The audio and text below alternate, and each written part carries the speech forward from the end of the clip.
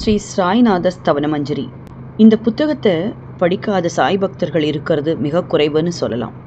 ஏன்னா திரு தாஸ்கனு மகராஜ் எழுதி பாபா இருக்கிற காலத்திலேயே வெளியிடப்பட்ட புத்தகம்.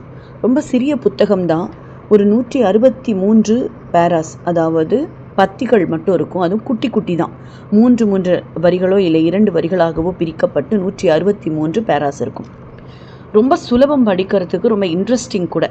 இதை கேட்க கேட்க நம்மளுக்கு அவ்வளோ சந்தோஷமாக இருக்கும். என்ன காரணம் அப்படின்னா, அவருடைய லீலைகளை ரொம்ப அழகாக தெளிவாக அந்த குட்டி புக்குக்குள்ளே அவர் அடக்கியிருப்பார்னு சொல்லலாம்.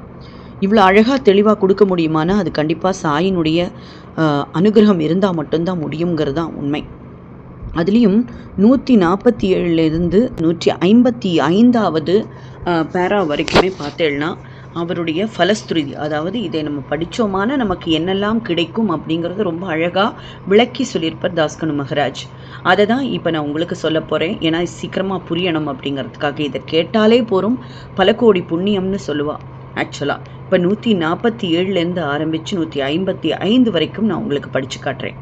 இந்த துதியை படிப்பவர்கள் அல்லது கேட்பவர்களின் 3 வித தாபங்களும் ஓர் ஆண்டுக்குள் விலகிவிடும் என்பதே இந்த துதியின் மேல் உமது நிரந்தரமான அருளாசியாக இருக்கட்டும். ஸ்நானம் முதலியவற்றை செய்து, அதாவது சுத்தமாக ஆன பின் உங்கள் மனதில் சுத்தமான பக்தியோடு தினமும் இந்த துதியை படிக்கவும். இவ்வாறு செய்ய முடியாவிட்டால் ஒவ்வொரு வியாழக்கிழமையன்றும் மனதில் சத்குரு மூர்த்தியை இருத்தி படிக்கவும்.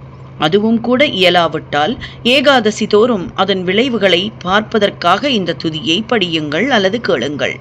துதியை படிப்பவர்களுக்கு இறுதி கணத்தில் உயர்ந்த நிலையை குருமூர்த்தி அளிப்பார். நான் சொல்வதை கேட்டுக்கொண்டிருப்பவர்களே, இந்த உலகவியல் ஆசைகளை அவர் விரைவில் நிறைவேற்றுவார்.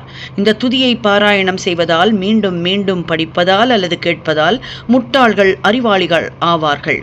எவருக்காயினும் வாழ்நாள் குறைவாக இருப்பின் அவர்கள் இதை படிப்பதால் 100 ஆண்டு ஆயுள் உள்ளவர்களாவார்கள். இந்த துதியை படிப்பதால் செல்வத்திற்கு குறைவிருந்தால் குபேரன் அவர்களது இல்லத்திற்கு வந்து பணி செய்வான். இது சத்தியம் என்று மும்முறை உரைக்கின்றேன். சந்ததியற்றவர்களுக்கு இந்த துதியை படிப்பதால் குழந்தை செல்வம் கிட்டும். இதனை படிப்பவர்களில் ரோகங்கள் முற்றிலும் நீங்கிவிடும். தினந்தோறும் இந்த துதியை பாராயணம் செய்தால் பயமும் கவலைகளும் நீங்கிவிடும். மதிப்பும் மரியாதையும் உயரும். அழிவற்ற பிரம்மத்தை உணர்வார்கள்.